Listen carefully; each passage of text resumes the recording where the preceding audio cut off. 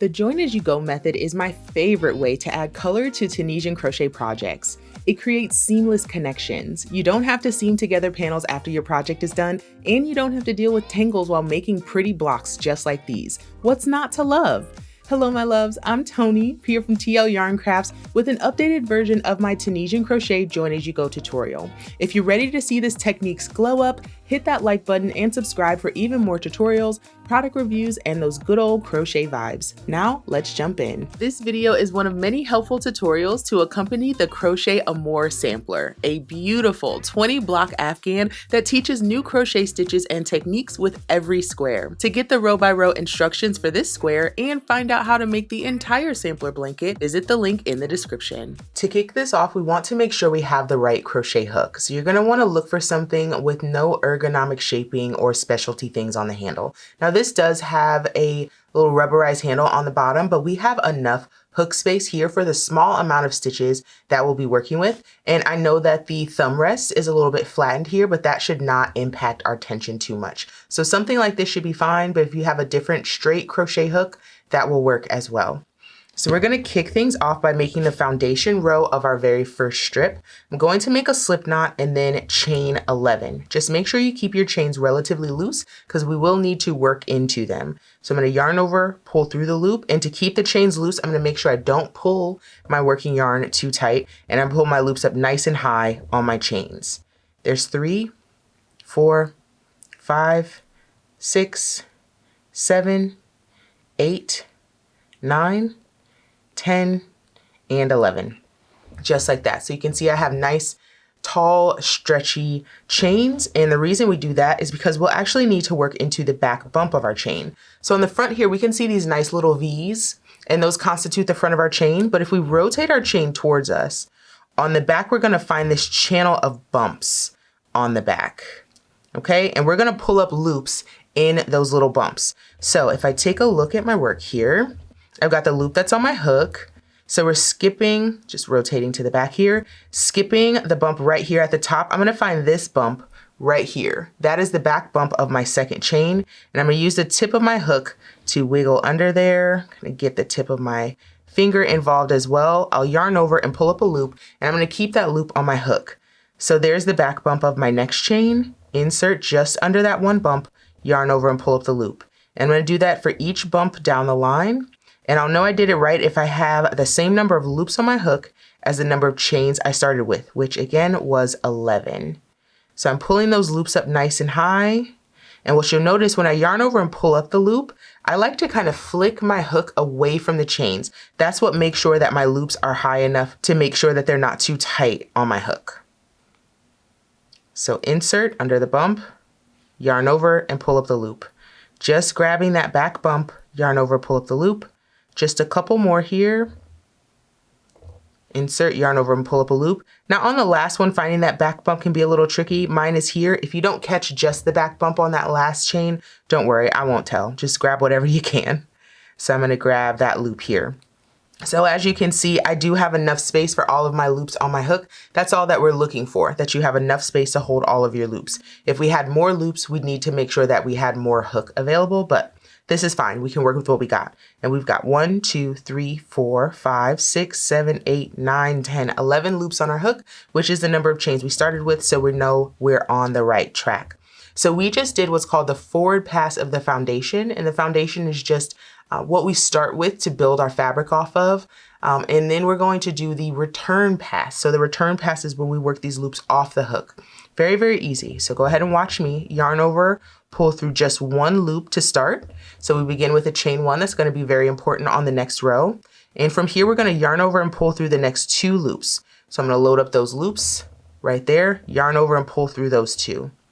Yarn over, pull through the next 2, yarn over, pull through 2, and 2, and 2 again until you have just 1 loop left on your hook. So most people get here and they get stuck. They're like, what do I do now? Yarn over, just pull through those last 2, and look at that, I end up with 1 loop left on my hook. So this is what our foundation row looks like. We have these series of vertical bars. Those are the stitches we're gonna work into. And then we also have these horizontal bars in between, and those are also part of the stitch, but we don't need to worry about those today. So from here, we're going to make the first box of our first strip. So the first loop on our hook already counts as our first stitch. So we're skipping this very first vertical bar, which is implied in most Tunisian crochet patterns. And we're going to simple the following stitch. So if we notice, we have a front bar and a back bar of that stitch. We're going to grab just the front bar with our work facing us. So we're going to take the tip of our hook, insert it from right to left under just that front vertical bar. So remember, loop on our hook counts as our first stitch. We're skipping this bar here, working under this next bar, going from right to left, yarn over the hook and pull up the loop. And again, I'm kind of flicking my hook away from my work to make sure I pull up a nice tall loop. And then we're going to grab the next one, yarn over and pull up the loop. And we're just going to do that all the way across until we get to our very last stitch. So we're going to find that front vertical bar of the next stitch. Insert from right to left, yarn over, pull up the loop. Insert, yarn over, pull up the loop. Insert, yarn over, pull up the loop. Just like that. So we're going to do that until we have 10 stitches, so just one short. 1, 2, 3, 4, 5, 6, 7, 8, 9, and 10. So we still have our edge stitch to do. And it's very important that we catch the correct loops for that edge stitch. So here's how to find it. So you're going to notice here on the side of our work, we have this nice, tall, proud vertical bar. Most of you might be tempted to just go through that front bar since we've been going through one front bar on our other stitches. But this is the last stitch, so we do something a little different. You do want to find that front vertical bar. That's part of the stitch that we need, but we also need what's called the shadow. It's resting right behind, and we can see it right here. I call it the shadow because it's sitting right behind that front vertical bar, and it's about half as high. So there's our front bar right there, and there's our shadow. And we need to grab both of those for our last stitch.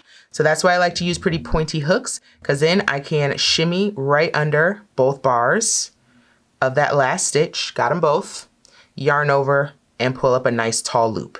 And that gives me the 11 that I need. So that's all of my stitches. Again, for the return pass, which has always worked the same, yarn over and pull through one loop to start, then yarn over, pull through two, yarn over, pull through two, yarn over, pull through two, and two again, until we have one loop left on our hook.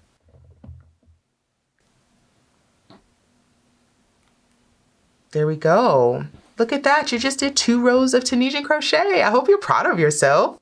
So one thing that you'll notice is that our working row has these open spaces between our stitches, but once we put a row on top of that, those return pass chains actually fill in the space behind your stitches. So that's how we get that lovely Tunisian crochet texture. Let's continue on. So we're gonna continue just in our simple stitch pattern. The first loop on our hook counts as our first stitch. We're skipping this very first vertical bar, so we'll want to find that next vertical bar. Insert just behind that bar, yarn over and pull through one loop. And we're keeping that loop on our hook. Do a little wiggle just to make sure that loop is tall enough. Insert, yarn over, pull up a loop. Insert, yarn over, pull up a loop. And we just repeat that down the line until we get to that last stitch.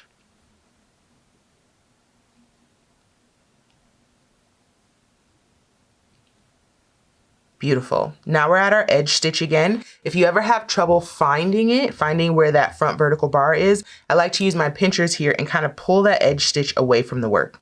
And what you're going to notice is there's a set of V's here, and there's a set of V's here. Let me bring you a little closer, make sure you can see that. There we go. So once again, we have a set of V's right here, kind of laying horizontally, and we have a set of V's right here vertically. We need this set of V's, that bottom set of V's. If you go in here, that's actually the return pass stitch. This is the forward pass stitch. This is what we need. So we've got that front vertical bar right here, sitting up nice and proud, and right behind it, we've got that shadow. Okay, so again, I'm taking the tip of my hook, inserting it under that front vertical bar, as well as the shadow. You can push them right on the hook, just like that. Yarn over, pull up a nice tall loop in that stitch. Yarn over, pull through one to start your return pass. Then yarn over, pull through two, two, and two again until you have just one loop left on the hook. Just like that. So we now have 3 rows of stitching. I want you to continue until you have 9 rows of stitching and join me back here to do the return pass of your 9th row together, and I'm going to show you how we change color. I've worked through my 9 rows, so if you need to count your rows, there's a couple different ways to do it. You can count the vertical bars here. So we have 1, 2, 3, 4, 5, 6, 7, 8, and on my hook is 9. Or you can count the V's on the side of your work here. So starting at the bottom, 1, 2, 3, 4, 5, 6, 7, 8, and 9 is on my hook. At this point, we can start a return pass, but we are going to change color. So we want to make sure we stop when we have 2 loops left on our hook. Yarn over, pull up 1 loop to start that return pass. Then yarn over, pull through 2, 2, and 2 again until we have 2 loops left on the hook. Just like that. At this point, we can fasten off this color. Just make sure you leave a tail long enough to weave in later. We're going to get that out of the way, and we're going to go to our next color, which is this nice pretty blue. Leaving a longish tail, we're going to tuck this tail behind our work. We're going to yarn over with this yarn and pull through these last 2 loops, just like that. So now we're set up with our blue, and we finished that row with the tan. So from here, we need to do another 9 rows in this blue color. So we're just going to jump right back into our Tunisian simple stitch, just like before, pulling up a loop in the front vertical bars, making sure you pull those loops up nice and high. Tension is the name of the game when it comes to Tunisian crochet. We're going to grab those 2 loops here at the end, pull up that loop, yarn over, pull through 1 to start the return pass, then yarn over, pull through 2, 2, and 2, again until there is just 1 loop left on the hook. Now that loop is the yarn over that we did to change color, so it might be a little loose, but you can pull the tail to tighten that up. Another row of simple stitch together. Just think this looks so pretty. I just got obsessed with the really neat vertical lines of Tunisian simple stitch. It's really what drew me in. It's just so beautiful. Nice closed texture as well. It's definitely a nice intersection between knitting and crochet. Love, love, love it. So now we have our second block going. I want you to continue until you have 3 total blocks. So we'll continue to change color. So we need 9 rows of our blue, and then I think I might go purple next, and I'm going to put 9 rows of that. So join me after you've completed your 9th row of your 3rd color on this strip, and I'll show you how we'll finish up before we start our next strip. Alrighty, strip number 3 is complete. We started with our tan, moved into blue, and we're finishing off this strip with purple. So I've got my 1, 2, 3, 4, 5, 6, 7, 8, 9 rows complete, and now I need to do what's called the bind off. So you see all these open spaces between our stitches. We need to do one last step to close up those spaces and give us a nice clean edge on the top of our work. So using a very gentle tension, I'm going to insert into the next stitch like I would for simple stitch. I'm going to yarn over, pull through the stitch, but here I'm going to pull through the other loop on my hook. So I'm completing a slip stitch, and this is called a slip stitch bind off. So insert into the stitch, yarn over. Instead of pulling just through one loop, we're going to pull through both loops. You want to keep your tension loose here to make sure you don't get any gathering or puckering here at the top of the work. So you notice I'm inserting, yarning over, and as I pull through, I'm putting almost no tension on this yarn, just a bit to keep it in my hand. Insert, yarn over, and I'm scooping through both of those loops.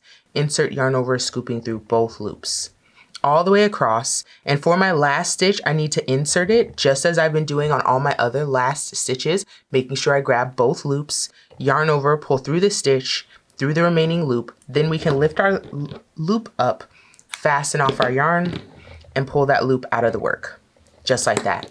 So that completes our first strip. Let's move on, and I'll show you how to connect down here to start making our second strip. When your first strip is complete and you're ready to attach your second strip, first we want to find the stitches that we're going to anchor to.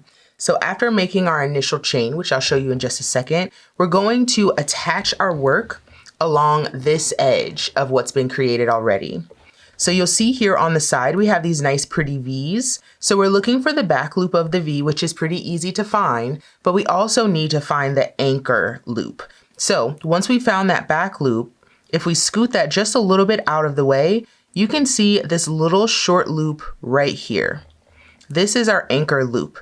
So when we go in to anchor our work, we're gonna grab that back loop as well as the anchor loop. Now I'm gonna show you that really clearly, but it might help to go ahead and find that all the way up. So if we look all the way at the back, we can see those anchor loops really, really easily. They're sitting right here. So you're gonna grab this loop right in front of it, as well as the anchor loop, and that is gonna be where your hook inserts to make sure that you've got a nice solid anchor for your second strip attaching to your first strip. So let's get started. First things first, we need to make our chain. So this is our first stitch, so we actually need to go below it.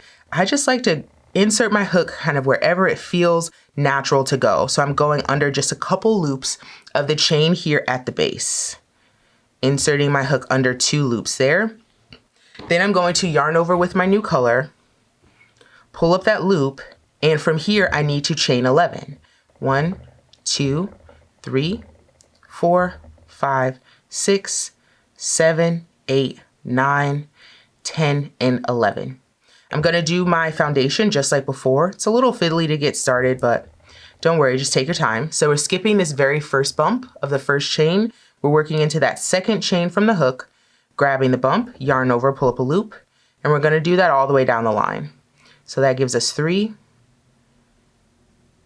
Here's 4. Just take your time on that foundation. Just gonna flip it all the way over. It's just easier. And continue down, and we should end up with 11 loops on our hook.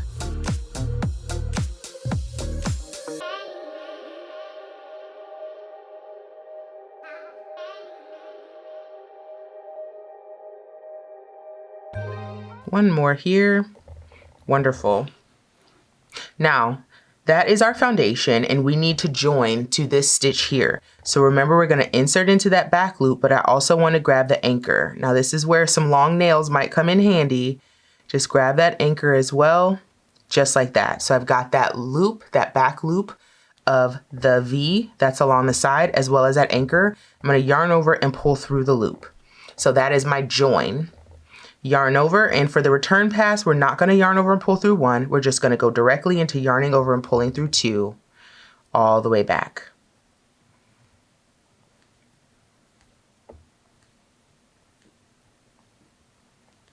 There we go. So there's the first row, and it's joined there. That anchor is nice and strong. If we would have just did this loop, we might have had a little bit more of a gap between our strips, but we want a nice closed space there. So now we're going to go all the way back up on our forward pass. There's 3, 4, 5, 6, here's 7, 8, 9, 10, and 11 is right here. There's that front vertical bar, and this makes 11. So now we need to join to the next row. So again, I'm just kind of rotating towards the back of my work because that's going to expose this back loop and this anchor right here. Yarn over, pull through those 2 loops, yarn over, pull through 2 and 2 and 2 all the way back.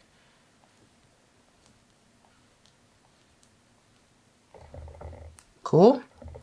One more time together. Going up, up, up.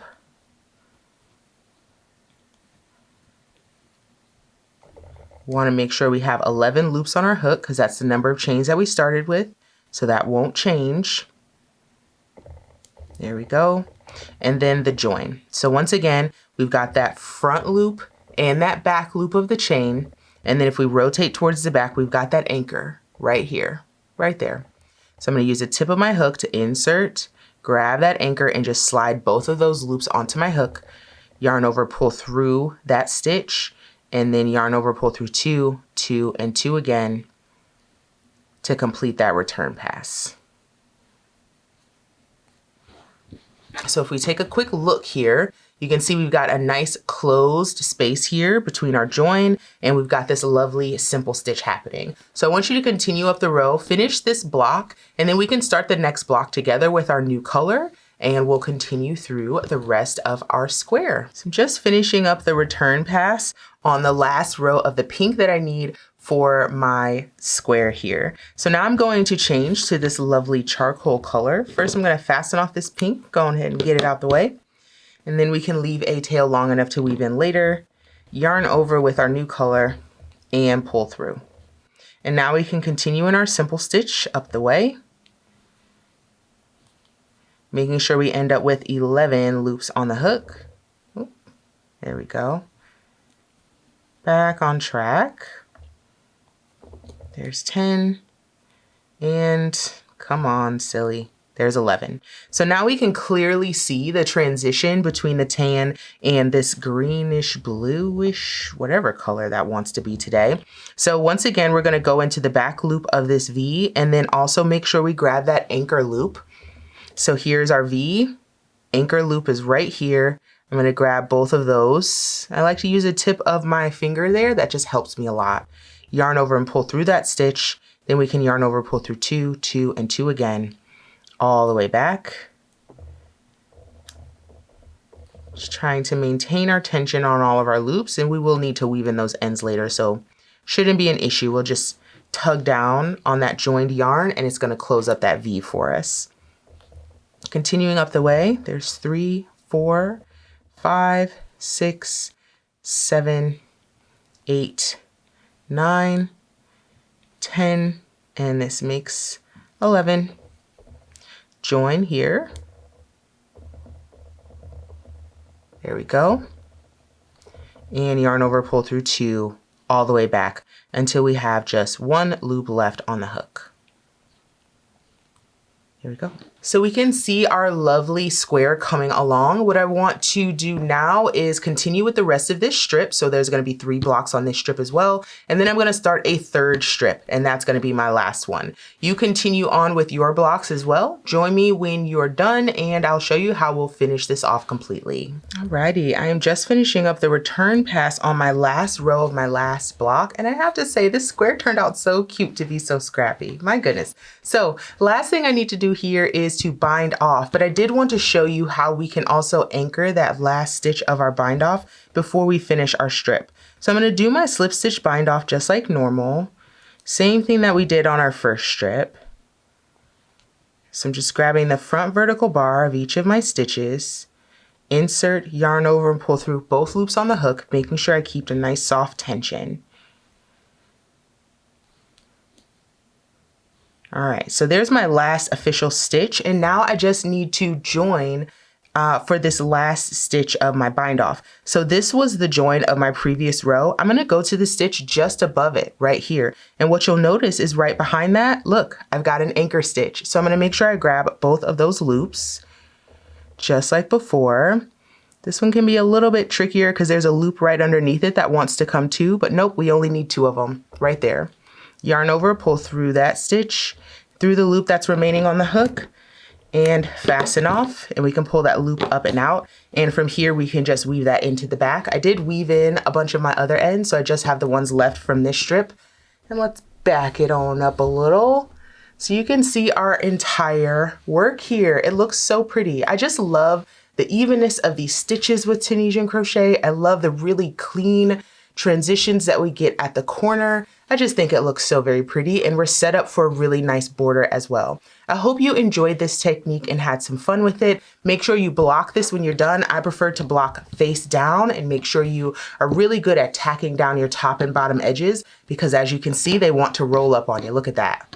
Like a little burrito, okay? So just make sure you block that really well. Adding the border is also going to help with the curling, but otherwise, that is how we do join as you go panels in Tunisian crochet. Thanks so much for hanging out for this tutorial, and I'll see you in the next one. Bye.